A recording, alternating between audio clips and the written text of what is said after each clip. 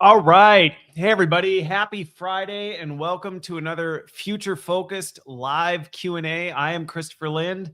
And this week I've got three big topics that I'm going to be tackling some of the questions I've curated from my community on related to the intersection of business, tech, and human experience or people.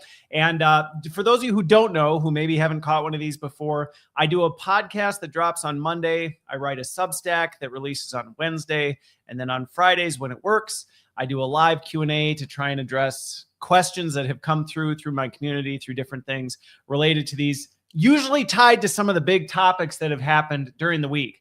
So this week, just to give you a quick rundown on the topics and the questions that I'm touching on. First of all, there's some new data coming out related to AI productivity and basically how it's going to affect employment and jobs, how it has the past 3 years versus how they're projecting it. And it's a pretty big research study on this from a very reputable organization. But actually, what I'm also going to be talking about is the intersection of that with everybody's freaking out about this AI apocalypse taking everybody's jobs, and everybody's missing the other labor crisis that we're about to hit. So I'm going to be answering some questions related to that.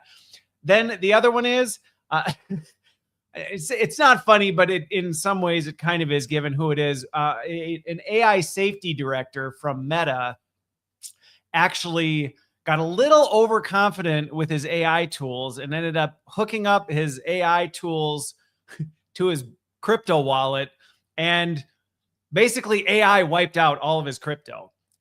Some guy ended up talking his AI agent into giving him all of his crypto, and he lost it all. So I'm going to tackle some of that. And then the third one, a little bit scary and not when you really think about it. I mean, well, it kind of is. But Stanford and another organization have been playing some war games with AI to see how does AI handle global geopolitical conflict.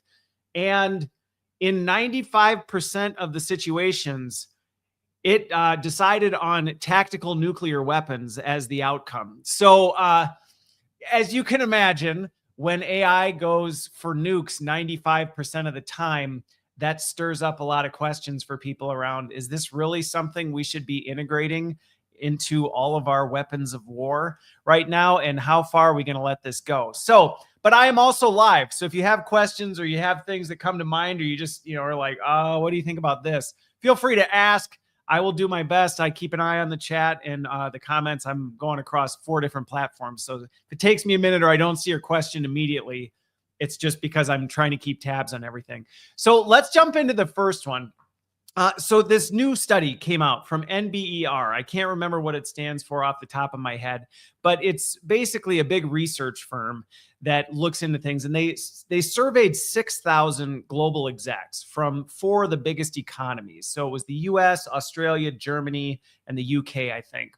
And anyway, they wanted to know from these senior decision makers, because everybody's hearing that companies are cutting left and right employment, and they're also seeing these massive booms in productivity. What do you actually think from the senior most levels of the organization? And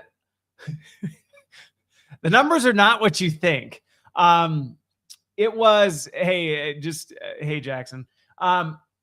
So basically, in the last 3 years, the productivity boost that execs have seen has been basically null and void. For all the money they've spent on AI implementation, they have said, we pretty much have seen almost zero.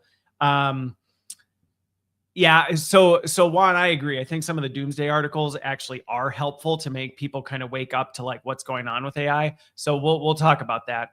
But anyway, so most of these productivity questions and employment questions from senior execs, the answer was like, we aren't really seeing any productivity boost, and we really don't anticipate seeing more than like a 1% lift in productivity over the next 3 years. So the senior most folks in a company are not banking on AI having some massive impact on the company. Now, then you look at the employment data and what they say as well. They said, we really haven't reduced jobs technically as a result of AI. And we don't plan to either. I mean, there in the US, I think it might have been like 1.25% or something over the next 3, but it was very small. Now, this raised a big question for me, which I'm pretty hard on some of the senior folks that I advise, which is you're hearing everywhere that companies are just cutting people left and right for AI.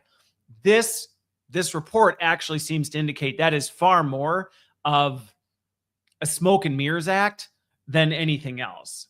Because when actually asked, are you reducing jobs as a result of AI? It's not the real reason. So there's other things going on. But as I was looking at this research data and digging into it, the other thing that often is being ignored right now, it's called, I like to call it this. I don't know if this is a term everybody's familiar with, but something else that a lot of people are ignoring is there is what's called the gray tsunami that's about to hit. And what the gray tsunami is we have an aging population that is reaching retirement age or is in retirement age, but has kind of been clinging to life in their jobs. And at some point, they're going to leave. And it's a very large number. And unfortunately, there's not a new population of new workers entering the workforce at the pace by which they're going to leave. And I actually did the math and looked across all 4 of these big economic groups to see, okay, so let's say hypothetically AI reduces jobs by 1%. What is the actual data around this gray tsunami? Like how many people are actually going to leave? And let's just say it doesn't close the gap. It's a little bit all over the map in terms of, which research you look at and what statistics you look at. But basically, there's still a massive labor shortage that we are going to face. And actually, when I talk to a lot of organizations and hiring, yeah, exactly. So Juan, there are these 65 million boomers that are on their way out. Gen X is smaller. Millennials are smaller. The Gen Zers and Gen Alphas, like it just keeps getting smaller. The labor pool is getting smaller. I actually just watched early release of kind of what's happening in China, and they're in full-blown panic mode because of the one-child policy. They don't have enough people. Japan's in crisis. South Korea's in crisis, like globally. So this whole AI apocalypse narrative that like, oh my gosh, there's not going to be any jobs for anybody left when we're all said and done. It's like, we are not automating actually fast enough to even keep up with what's going on economically and jobs wise. So that's kind of the reality of things. And so I'm digging into it deeper next week, because one of my frustrations when I do some of the coaching and consulting I do is trying to push organizations to go, how are you planning for this impending labor shortage? Because you can sit and speculate all you want on, oh, but what if AI agents suddenly jump from the 3.75% effective that they are to 90%, or whatever in the next 3 years? And it's like, well, it's not going to happen. But even if hypothetically it did, it's still not going to close this labor gap. And so we have a very large aging population that we don't have the economic engine of young people to fuel it. And it's a major problem everybody's so distracted with all this other nonsense. They're not really paying attention to it. So one of the questions that I got, and I'll just touch on this and I'll get to the questions that I got from the community that I thought was really funny was in this report, out of these 6,000 C-suite execs who contributed to this, 33% of them or something have actually never used AI themselves, which to me just kind of blew my mind, that it's like you're making decisions about how to think about AI and you have zero practical experience on it. But anyway, it shows some of the disconnect between how decisions get made in big organizations. And so if you're an employee and sometimes you're frustrated with, you're like, why does things go the way it does? This is some of the disconnect that happens. But one of the questions that came from somebody, they'd asked, so with the gray tsunami of retirements creating this massive labor vacuum, isn't the real story we need AI to fill these gaps in order to even maintain current output rather than replacing us? I think it's more complicated than that, but yes, in short, I think we should be more concerned with, hey, how are we going to maintain our economic trajectory with a lack of people to do it. And I actually think AI is fueling the problem far more than we realize, in that we keep automating things and we assume that the automation is just going to handle it. And I actually was just working with an organization a few months ago where they actually, all the like knowledge, the IP from seasoned professionals, they just lost a huge swath of people. And with like 30 years of experience, they all just left. And I mean, those people, that data is not sitting anywhere. The human experience of these organizations just walks right out the door with it. And there's this assumption that, well, agents will just pick it up. Well, agents don't have that information. They have no context. They can't do that work. And then on top of it, they're like, well, won't just the next generation figure it out? I mean, technically, yes, but it's a very messy, slow, mistake-ridden process when you just let seasoned professionals walk out the door with zero plans for how you're going to transfer that knowledge and that expertise over. And so it's a huge miss in companies that oftentimes the agents, I'm talking about AI agents, just so you know, El Cheapo, that AI agents that people are talking about. But there's this assumption that they're just going to be able to do this, or that in the hands of AI, these newer folks is just going to be able to like fix things. And it's actually not, it's not going to work. It just won't work. And so one of the things I'm talking about next week in my podcast and in my Substack article is, right now, organizations need to put way more emphasis on how they're getting their seasoned professionals, the folks that have been around the block, who know what's going on, who know the ins and outs of this stuff, and actually transferring that. And I'm not talking about having them record a bunch of PowerPoint decks or try and do a brain dump. I'm talking about coaching and mentoring and knowledge transfer, and actually doing some of this more complicated stuff that AI, yes, it can absolutely accelerate and help with some of this stuff. And so, Scott, I see your comment in here about the fact that, like, yeah, it is funny. Well, not funny, but in some ways tragic, I guess I would say, that this isn't new. We've gone through this before where, you know, we just kind of downsize, and then all of a sudden we realize, oops, we just lost a whole bunch of organizational intelligence. And it's a very slow, messy process trying to pick this stuff back up. And I think the bigger concern is, now not only are we going to lose a lot of like organizational intelligence, there's not even going to be as many people to do it coming in. And so right now, I will not even pretend to deny the fact that it is a really rough labor market. Like, if you're looking for a job, it's tough. If you have a job, it's uncertain where you are. And that's, I actually think that's another thing that's contributing to some of the organizational arrogance that companies are going, yeah, nobody's ever going to leave because things are good. And I'm like, right now it's an employer's market. But once things start to turn around, people are going to start leaving, you know, even, not even just retiring, but you're going to get the folks that, yeah, they finally go, okay, now I'm finally done. I'm going to retire.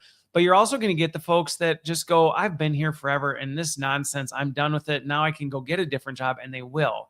And so I think the combination of the gray tsunami and then the kind of employer market arrogance is actually a time bomb ticking in a lot of organizations that, you know, if you're a senior leader, you need to be paying attention to this. I talk to a lot of CHROs about this, where I'm like, if you don't have a clear workforce planning in place and succession planning and leadership development and like, if you are not planning on some of that, one of the big things that I've been doing a lot more work on recently is helping organizations modernize kind of the apprenticeship model. Like, how do you actually create apprenticeship in a modern context, and how do you accelerate that with technology? Because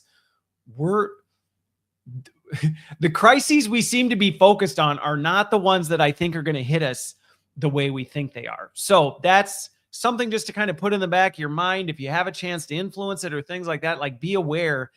If you're a leader and you have people on your team, like, be thinking about how you're doing some of this transfer. Yeah, it is funny. You're spot on. We go through these cycles: 80s downsizing, 90s outsourcing. I don't know what the official term for it is now in the 2020s, but it's, kind of this AI whatever that we're doing. And it's the same thing. It's just on repeat. And for whatever reason, we don't want to learn our lesson. We're just like, yeah, we'll just keep doing it again. And, do we figure it out? I suppose. Do we put ourselves through a lot of unnecessary pain in the process? Yeah. And I hate that part. I hate that part. And I really wish we didn't keep doing it. Okay, so the other thing that came up like this, I touched on it briefly, that this research hit on the fact that 30% of senior executives in this report, so out of the 6,000, 30% said they've never touched AI. Another something like 30% tinkers with it, maybe uses it for 45 minutes to an hour a week. And so the question was, how on earth can a company navigate such a technological revolution when most of the captains aren't even really interested in touching the wheel? So again, there's some complexity to this. I think, as people move into a more senior level, the work does change. So I don't necessarily think the solution is, well, we need to get, senior people doing the job.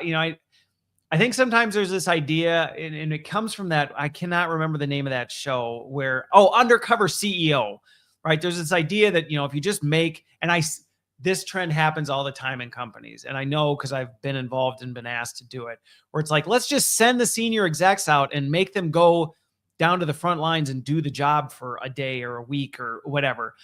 And it is one of the most disruptive things. If you're an employee and you've ever had this, you can probably relate, when you're like, oh gosh, the, chief operating officer is coming for a day.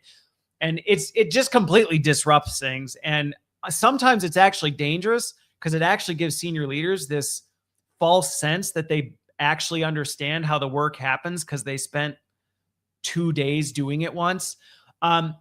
So I don't think the solution is, well, we should just make senior execs become AI experts. I don't think that's the solution. And in a lot of the work I do, my goal isn't necessarily to make them become experts on the tech, but more to help them understand the way it works and the way work happens and how people behave, just so they can think about it. So I do agree it's a major gap that they don't really have any real experience with it. I actually think in many ways, this is one of the biggest challenges, though, that many people face right now.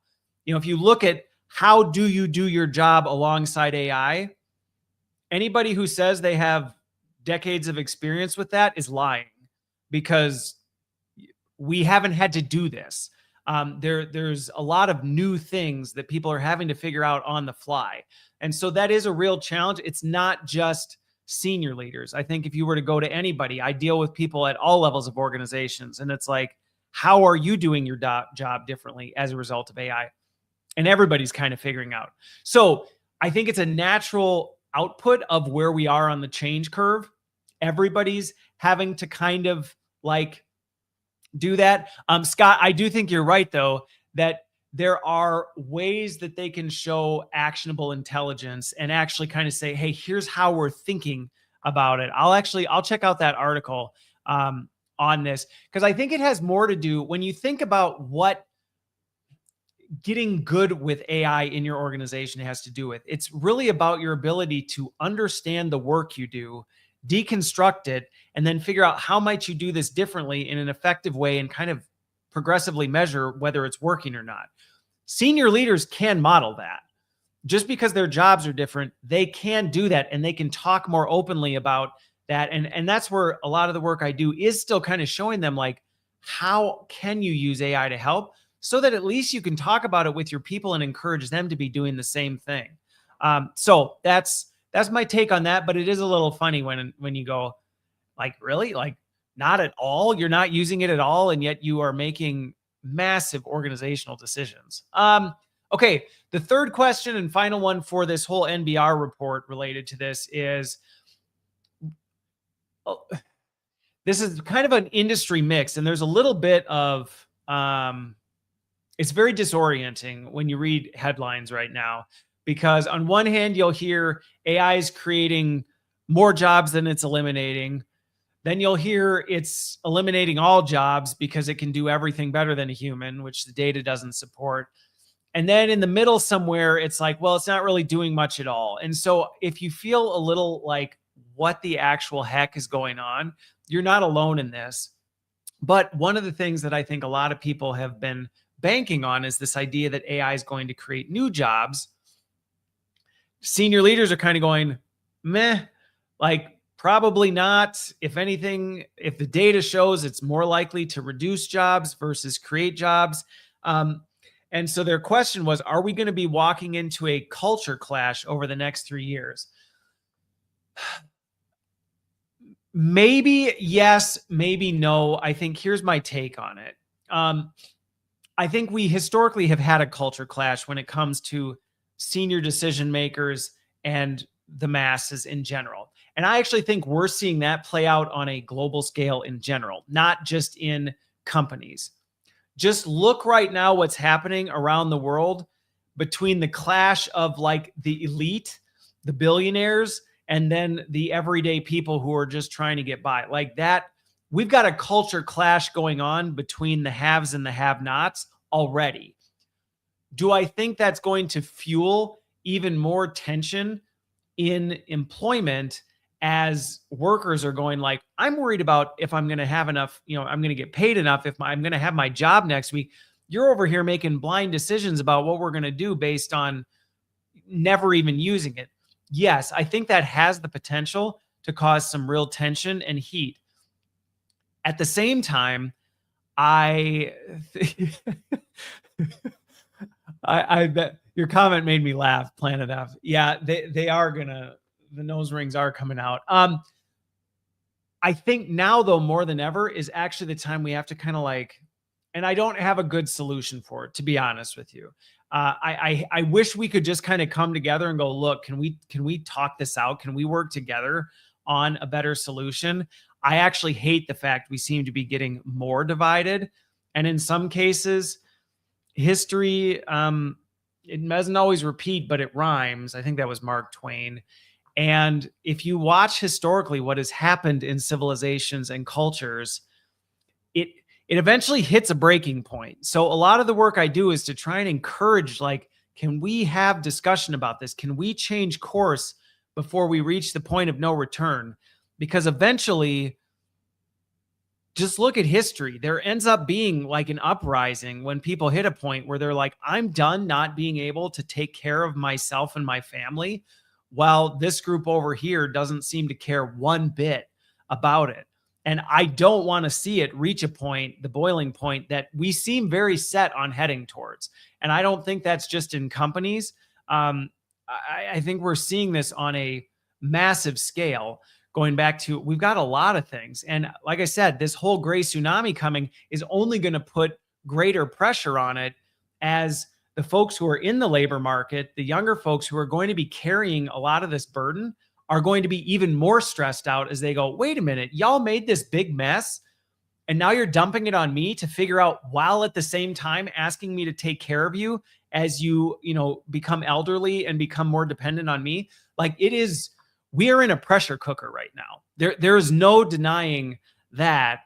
And so where it's going to go in these next few years, I don't know, but I genuinely hope we can start to have civil discourse and actually talk through some of these really serious challenges we've got to work out. Because the whole, like, it's somebody else's problem to fix. Yeah. And Scott, you're spot on. Like, people are just demanding answers, but nobody wants to really do the work to come to the answers. It's like in a lot of these situations I'll be in, I'm like, here's what we need to do. Here's the steps we need to take to get there. And a lot of times it's like, oh, yeah, but that's like hard work. Seems like, isn't there an easier way? I'm like, no, We have to do the hard work. We have to like eat crow. We have to kind of step into this and lean in. And it's like, nah, I was just thinking maybe we could take this shortcut. And it's like, we've been taking shortcuts for so long. Like it's coming due.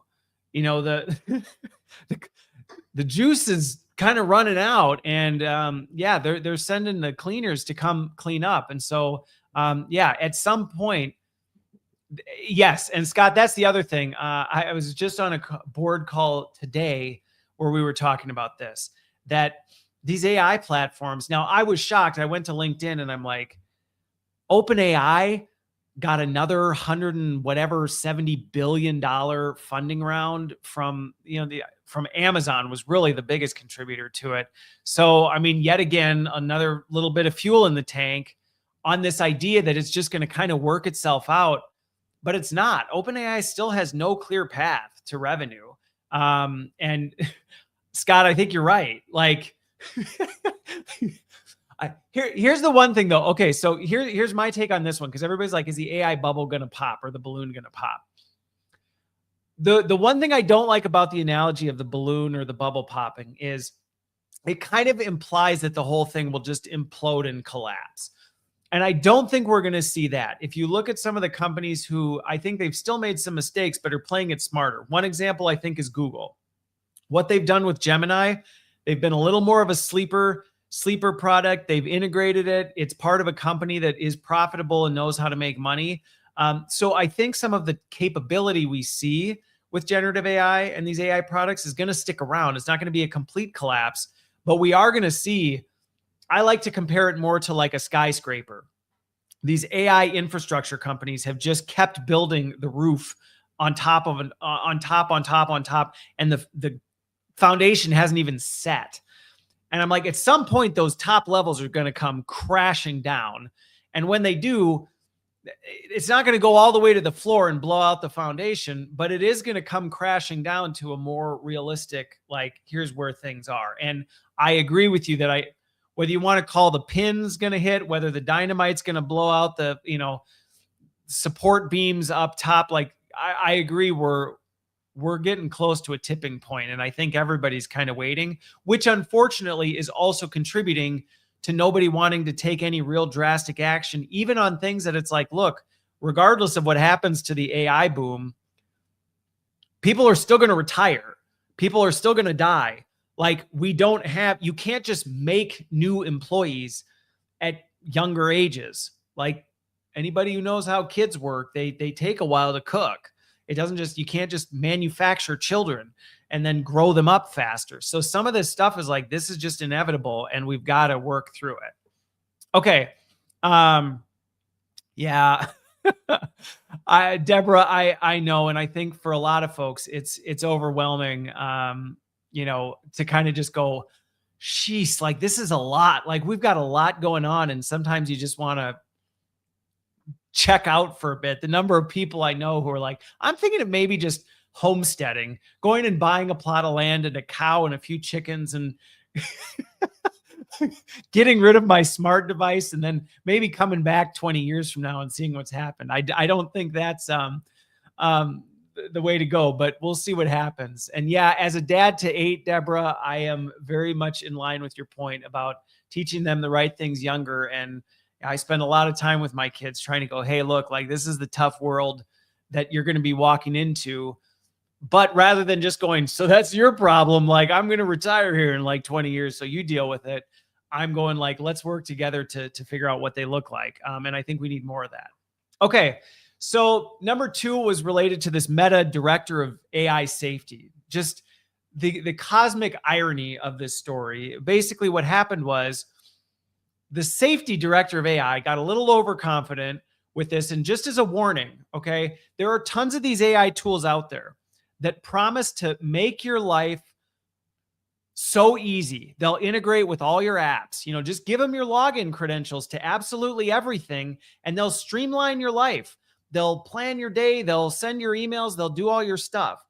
And unfortunately, a lot of people are taking the bait on this. And some of it goes back to people are exhausted, overwhelmed, and tired. And so it's like, If AI can take something off, I'll just do it. And actually, a lot of these companies are banking on that.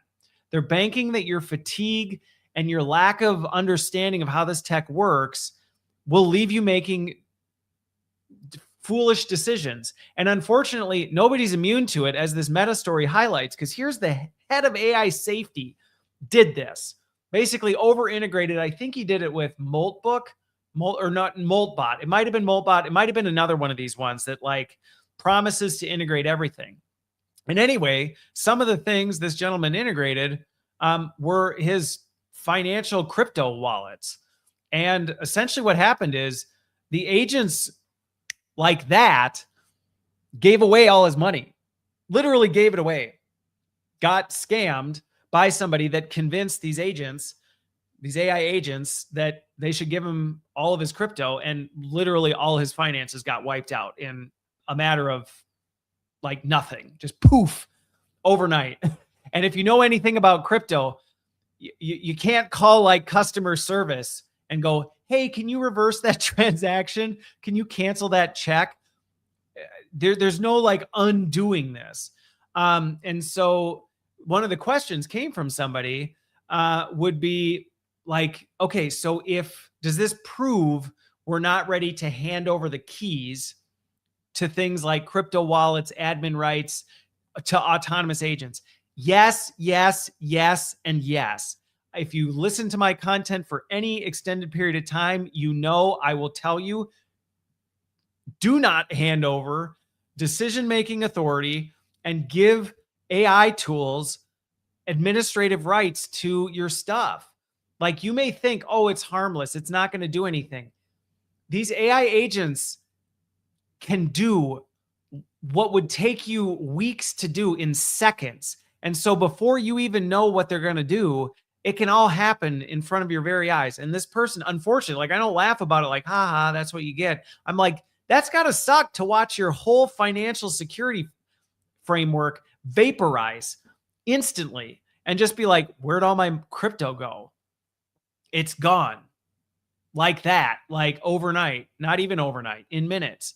And so be very careful. And I tell my kids this all the time, going back to teaching the next generation things. I'm like, if it sounds too good to be true, it is. It is.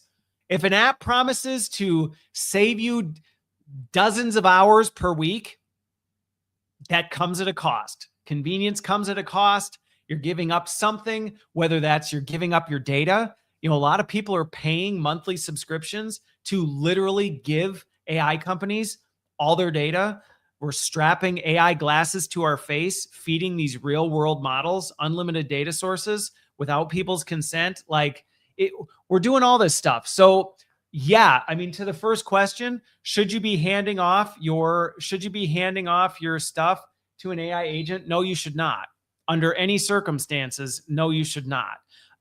You should be, as much as I've worked most of my career trying to help integrate systems, trying to help integrate technology systems and say, hey, we should get these things to talk. We should do more to get different systems to interact with each other. Now, I'm actually doing a lot of reversing of that. And I'm actually saying, like, we actually need to create, almost like, think of the Titanic. If you know the story of the Titanic, a big part of the reason it sunk was basically in the ship, the hull, they're supposed to have containers that they could seal off to keep water from just filling up like an ice cube tray. And unfortunately, they didn't. They cut some corners and they left a gap at the top going, we're unsinkable. It'll never happen.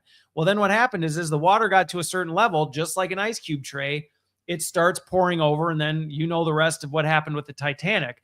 The same thing is true with a lot of these digital systems. We keep, for years, the strategy has been, let's integrate everything.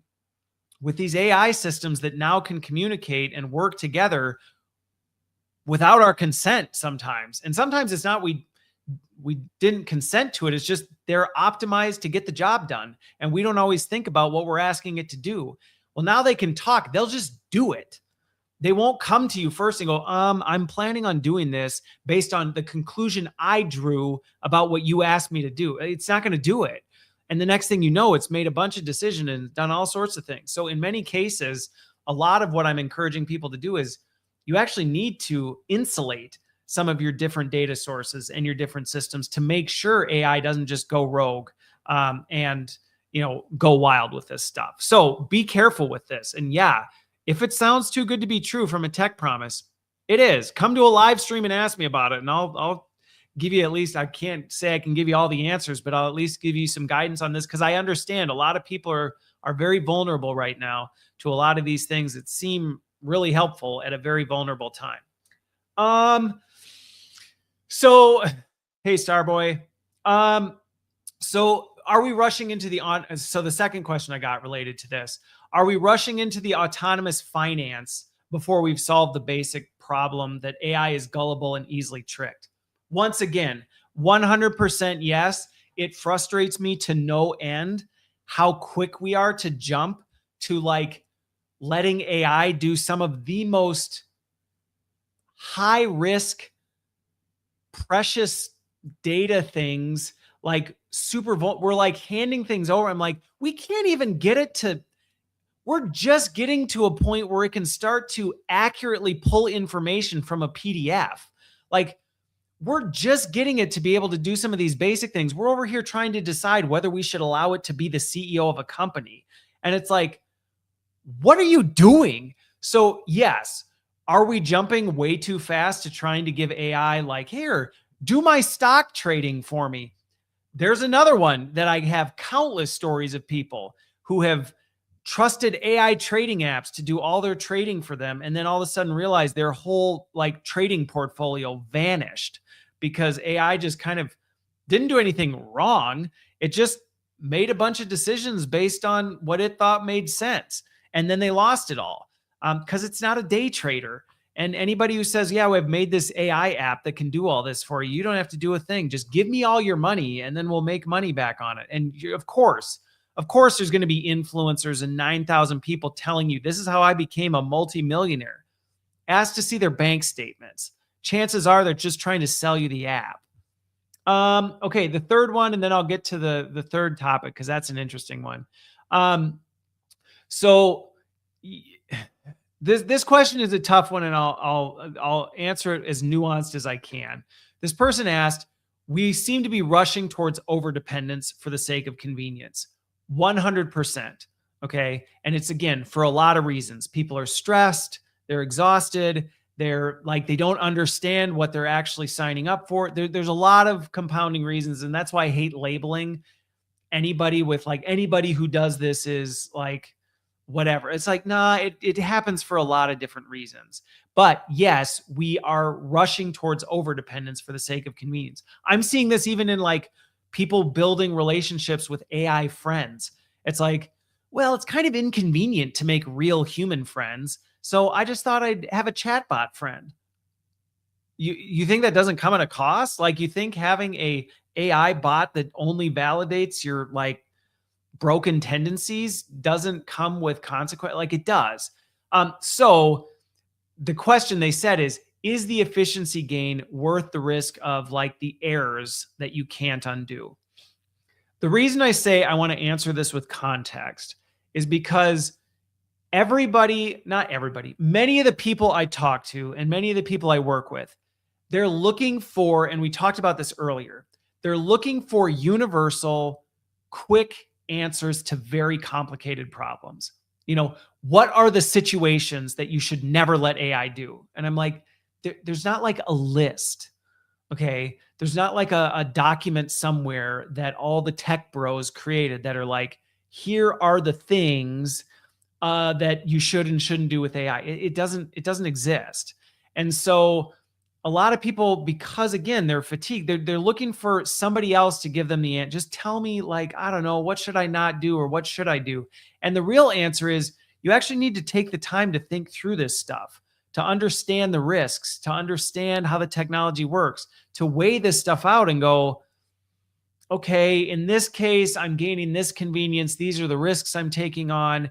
Are there ways I can effectively mitigate those risks?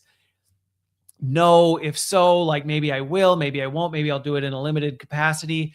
And everybody's looking for somebody else who's done it and they just want to copy and paste it. And I can tell you right now, regardless of what you've seen or heard, you do not want to copy somebody else's, and you don't want to skip the hard work. I've worked with clients who are literally in the same industry, same almost identical products, and the AI strategies we put together for these do not look the same. And it's just because there's no universal playbook for this. And same thing on an individual level. Like, I'll talk to people in my coaching who are like, okay, what should I use AI for? And the big question is, well, like, we need to understand, what are you trying to do? What are your limitations? Like, let's do some self-analysis and figure out, where might AI exploit your vulnerabilities? Where might it amplify your strengths? And many people don't know that, or what they think they know about themselves is often limited or wrong. And so everybody wants to skip the hard work. You can't. I'll just tell you right now, you can't. And anybody that tells you you can is lying. They're lying, and either, whatever. I won't explain all the reasons why they probably are, but that's just the hard reality of it. And again, I get why people want to skip the hard work. It's like losing weight. Like, there's a reason that whatever that stupid drug you can take that everybody's all hyped up on right now, that, oh, it's a magic cure for losing weight. Like, you think that doesn't come with consequences? Like, there are no shortcuts in life. You might be able to optimize, you might be able to streamline, but there are not shortcuts. And when you take them, there's always unintended consequences. Okay, so let's talk about this last one, which was a really interesting one, because Georgia Tech and Stanford teamed up, and they did some war games research. They toyed around with the AI models, and they put them in charge of war games. So this was in a closed environment. This was not like with the DoD or the Pentagon. So don't misquote me on that and start freaking out, that AI is going to start a nuclear war. But this was in like a closed environment. They wanted to see, how does AI perform in a geopolitical environment? Like, what happens when we do this? And what they found was, in 95% of instances, AI very rapidly accelerated to strategic nuclear strikes, like very quickly. It just jumped to nukes super quick. So going back to what we've been talking about this whole time of, like, do you want to hand the keys over to AI to make decisions? Here's a really perfect example why you don't want an AI owning the nuclear football. Like, we will jump to, yeah, Baylor Bear. I really hope not. Although if Palantir or Anthropic or any of these AI companies are in any way heavily influencing some of the decisions going on, it may accelerate very quickly. And I have no doubt, based on some of the conversations that I have, that AI is in many ways fueling a lot of the tensions that we're seeing. I'm not saying that's the only thing, but it's definitely amplifying it. So anyway, they did some closed research on this, and basically AI almost always jumps to nuclear strikes. Okay, almost always. So here's the thing. So the question somebody asked, they're like, does this prove putting AI in charge of defense overlooks the most critical variable, the human capacity for moral hesitation? I actually just watched a thing with my oldest son last night about, if you don't know this story, it's really fascinating. The guy that saved the world. It was during the Cold War, and there was this one dude who, there was like a warning in Russia that 5 nukes had been launched at Russia.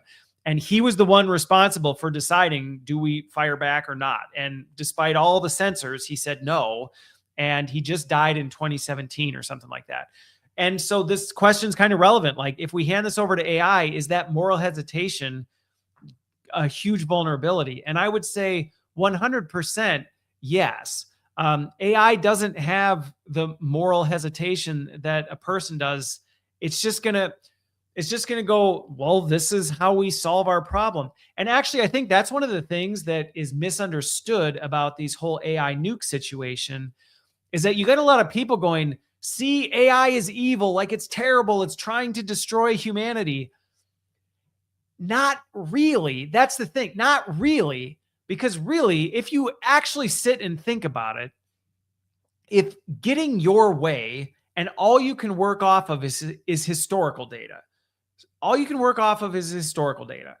If you really think about it, when you have a bunch of nuclear powers all puffing their chests out, trying to get what they want, I mean, it is actually kind of a miracle that we have not blown ourselves off the face of the earth.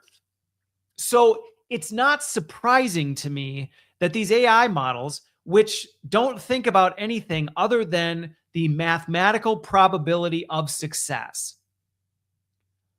I'm not surprised they go to nukes. I mean, if your goal is just to win at all costs, then nukes are a fairly effective strategy to get your way.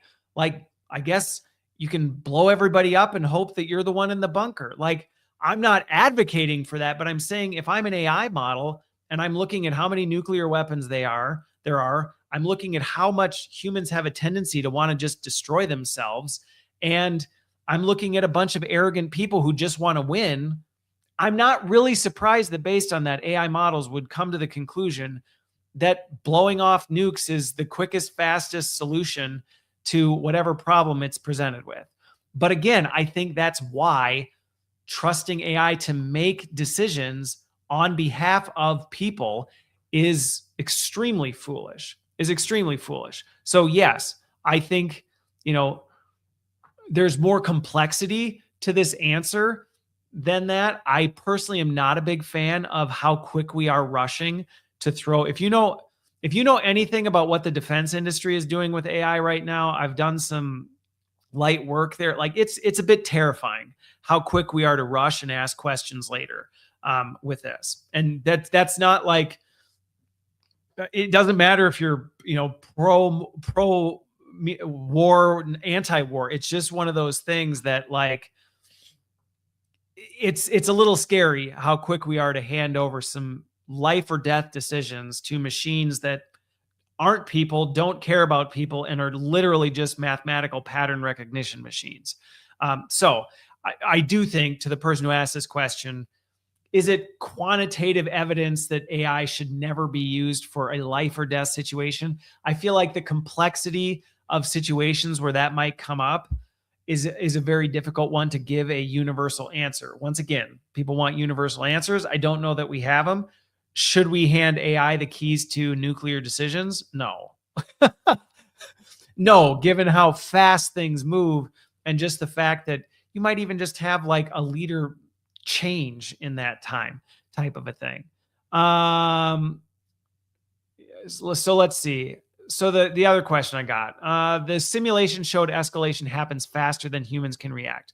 If we integrate AI into command and control, aren't we destroying the one safety valve that saved us during the Cold War? I think this person actually is referencing the situation with the Cold War, where the one person saved the world. Literally, they got like a bunch of awards for it. Scott, I think this is another one. It's not, and this is the thing, it's not just in nuclear decisions, but it's in a lot of this stuff. AI moves really, really, really fast, and we have billions and billions of dollars being poured into convincing society that it always knows the best decision, that it has calculated an infinite number of responses, and it has always come to the best conclusion. And so whether it's nukes, whether it's a cancer decision, whether it's a surgical decision, like any of these like high stakes decisions where something heavy is at risk here, AI is not the best thing to do it. Because here's the other problem. Here's the other big problem I have with AI. You cannot hold AI accountable. So if AI makes a mistake, there's not a way to hold it accountable for what it decided to do. You can't go to AI and go, you can't have the Nuremberg trials for AI. You can't put Anthropic, the actual model itself, up on the stand and force it to answer questions. Because the thing is, you could ask it the same questions that were asked, it'll give you a different answer, because that's how AI works. And so that's the thing, that it's not consistent enough. And so, yeah, we are very quick to destroy the safety valve that historically, I understand bureaucracy is frustrating. I understand that there are times that we can streamline things. I've worked in some of the world's biggest organizations, and sometimes it's stupid where you're like, why can't we just turn off the lights? And it's like, well, because Bill technically owns the light switch, and he actually only owns the light switch to turn it on. he's not actually authorized to turn it off. The person who turns it off isn't available till next week. And you're like, why are we waiting this long on this? So there are absolutely times that bureaucracy can be dealt away with. But in situations like nuclear weapons, high risk things, I think we are rushing way too fast. And I think it's especially unfortunate because the data around these AI models validates the fact that AI is not effective at doing this stuff. And, we keep being convinced, we keep being told, no, AI is actually right. And it's like, it's not. This is all speculation. And again, AI is not a person. It doesn't think about what actually affects us. It doesn't think the way we do. It doesn't reason the way we do. And so whatever conclusion it comes to, and I see this even with business decisions all the time.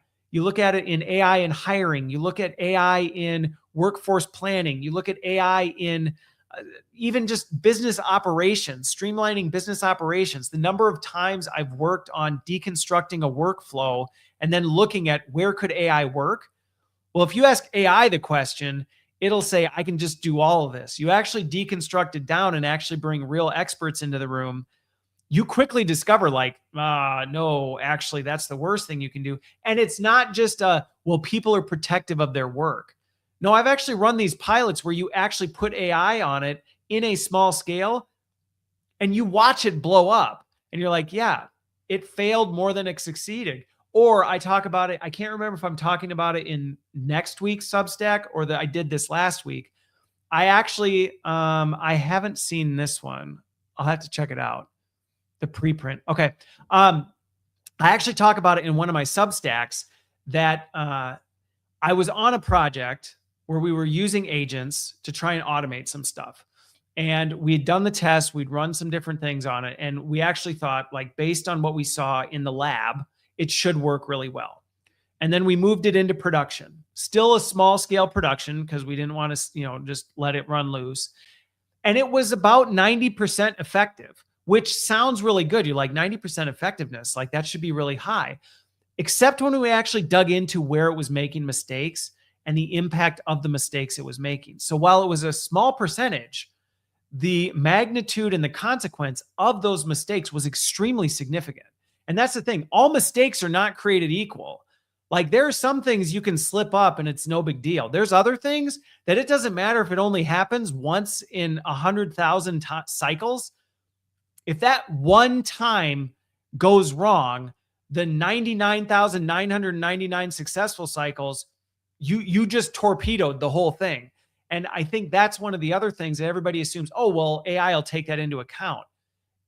It doesn't. It doesn't have all the context. It doesn't have the real world experience. It doesn't have these things.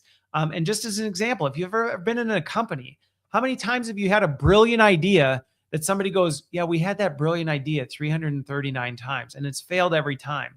And you dig into it and sometimes there's a really logical reason that you can mitigate. Other times you just realize there is something about the environment that this just does not work. And it doesn't mean you don't keep experimenting, but you can't just go, well, mathematically it should.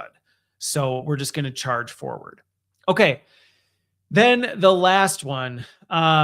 This is probably one of my biggest concerns. So with this AI nuclear war situation and just where we're going with handing off life or death decisions, I can't see your name, LinkedIn user, but I will actually bookmark. I'll get back to this question. I'll bookmark your comment. I'll take a look at what it was afterwards.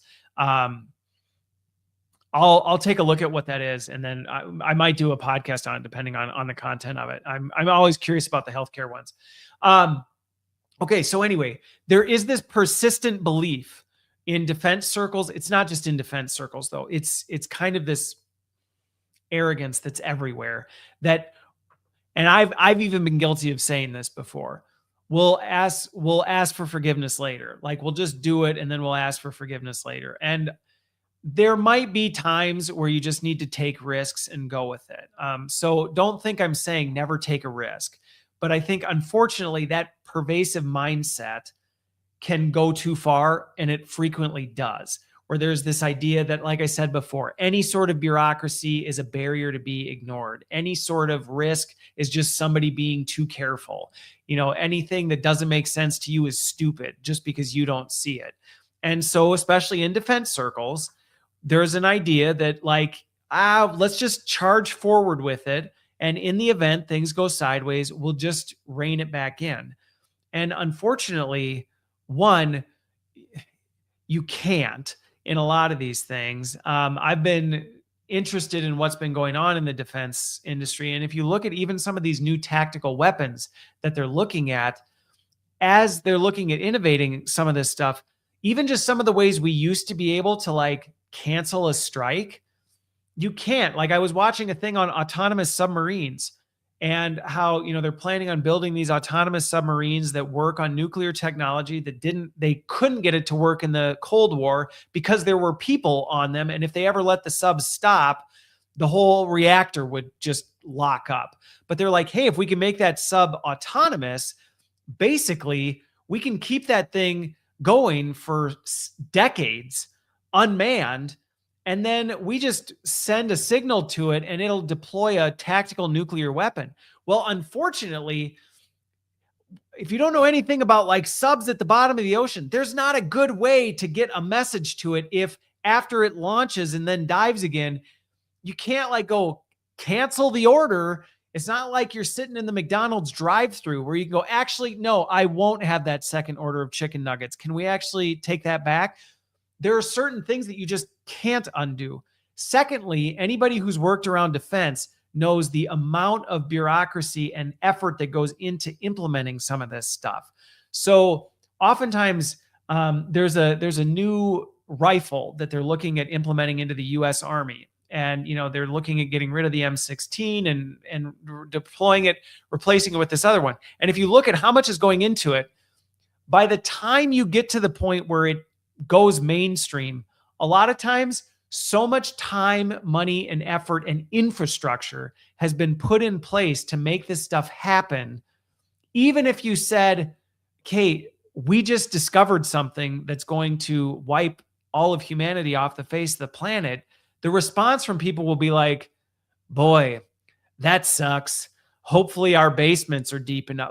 Literally, I haven't been in that extreme of an example, but I have been in big corporations where I have one example that comes to mind immediately, where there was a piece of tech involved that was implemented that was literally saving millions of dollars a year, saving millions of dollars a year by using this stuff. And the cost of it was about $300,000 per year. That was the subscription fee. And the whole thinking of it was, all of a sudden, someone somewhere said, hey, we don't have the money to renew that $349,000 annual contract, so we're just going to cancel it.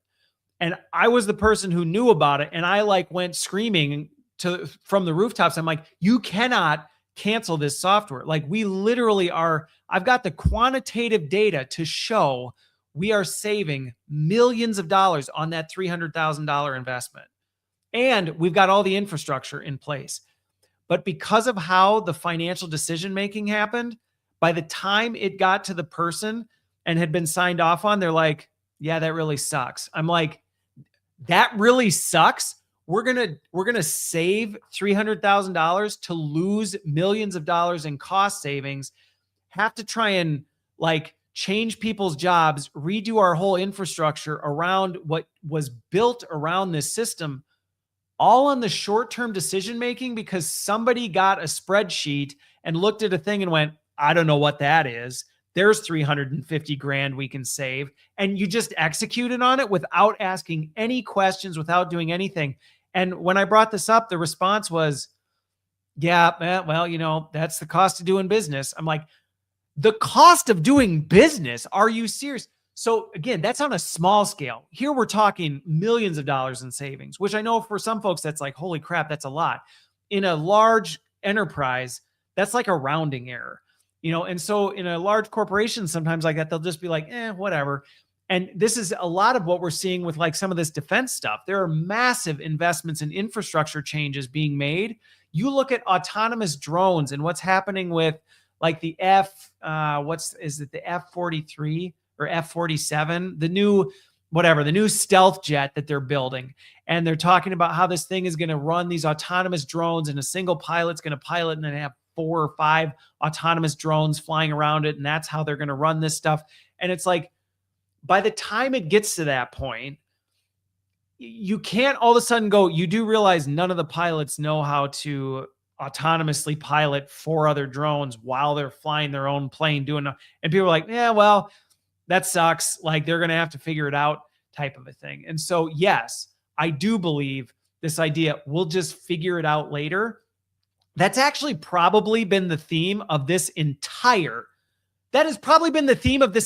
live stream this week, is the fact that whether you're talking about the gray tsunami and just like, people are going to retire, we'll figure it out. We know there's not enough workers to fill in the void.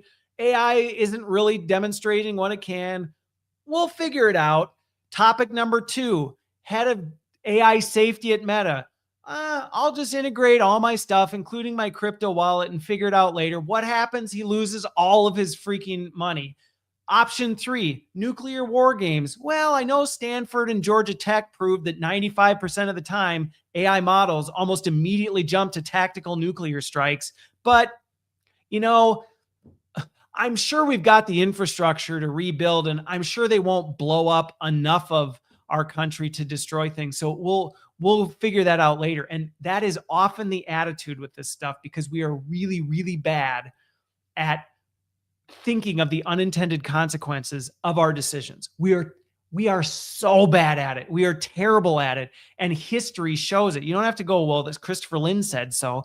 Go study history. We make these same stupid mistakes over and over and over. And it's been fun watching the comments, watching people go, yeah, I remember we did that in the 80s, and then we did it in the 90s, and then we did it in the 2008s after the financial crisis, back when everybody was like, hey, I only make $60,000 a year, but I'm going to buy a $1.5 million house because I can get a 5-1 ARM in loan, and I'll just keep renewing my mortgage until I'm 106. And it'll be fine. And you're like, right. And then the housing bubble popped and we went into financial crisis. It just drives me nuts, because this stuff is so avoidable. And the part that pisses me off the most, and then I'm going to need to go get a water before my next meeting, is the fact that it's always the freaking vulnerable people who get hit the hardest.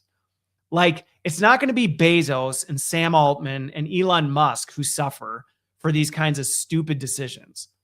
They're going to go, oops, well, I lost $500 million or $10 billion, but no big deal. I've got another 130 that I can live off of, couldn't spend if I tried. It's going to be the everyday person who is like, I'm trying to figure out how to buy groceries this month and pay my electric bill that has quadrupled as a result of the data center that got built next door to me.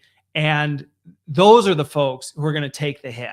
Those are the folks who are going to be left to clean up the pieces. It's like, it drives me nuts. As a dad to 8, I hate the fact that my kids are likely going to have to be the ones who end up being saddled with a lot of this burden of okay, well, yeah, I know we became over dependent on AI and we wrecked the economy, and we kind of said, who cares about climate and all this other stuff? Plastic is fine. Let's just keep scraping the earth for everything we can get. Who cares? It doesn't matter. They'll figure it out later. And unfortunately, we just keep kicking the can down the road. And at some point, I think you said it, Scott, if you're still here, at some point, the balloon pops.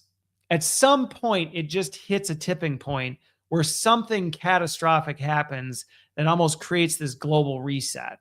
And I hope we can get over ourselves enough to avoid some of this stuff. And that's going to require us to quit being so damn divisive and getting pissed off at everybody who doesn't see the world exactly like we do, and sit down and have a conversation and go, look, maybe I don't agree with everything on you, but can we talk this out? Because clearly, me sitting in my trench and you sitting in your trench and throwing grenades at each other is just going to end up killing both of us. So I don't know. Why don't we sit down and have a conversation and come to terms with how can we find a solution that works for everybody? And I'm not going to get 100% of what I want. You're not going to get 100% of what you want. That doesn't mean we're enemies. It just means we see the world differently based on different perspectives. So let's figure it out. And that's hard and it's frustrating. And there's no shortcuts to this, but we've got to do it or we're all going to pay the price. And the whole kicking the can down the road, you're just amplifying the damage that is going to come. And that's the thing. We refuse to accept that as reality. We're like, nah, this will be the time. This will be the time that's not going to be the case. And it won't. So with that, I got to get ready for another meeting. Thank you, everybody in the comments. This has been super fun. I always enjoy these things. Really enjoyed today's conversation and all of your input. I'm really looking forward to going back and taking a look at that article, the pre-read that you sent to me, whoever that was. And by the way, if you have topics, if you have questions, I actually do this each week. I do this based on things that people reach out to me about or things that pop up. So you can, I mean, I don't know where you're tuning in from, but it's pretty easy to get a hold of me. So if you have things, you have questions, send them my way. I'll do it or show up for the live stream. I love trying to at least help bring some kind of like perspective to this and hopefully help bring people together to talk about it and understand it. Cause I get it's scary. I get it's overwhelming. And I think a lot of us would like to just stick our heads in the sand and hope it all goes away, but it won't. It won't. It's not going to go away. It will only get worse. So with that, have a great weekend. Have a great weekend. And I'll be back next week, most likely. If you don't follow my stuff, please subscribe to it. You can find it. If you're more of a reader, check out Substack. If you like podcasts, you can check out the podcast. If you love the live stream format, I do this too. So whatever you like, my goal is just to try and help people think more critically and understand this crazy freaking world we're living in hopes of making a better future for all of us. So with that, I will see you on the other side.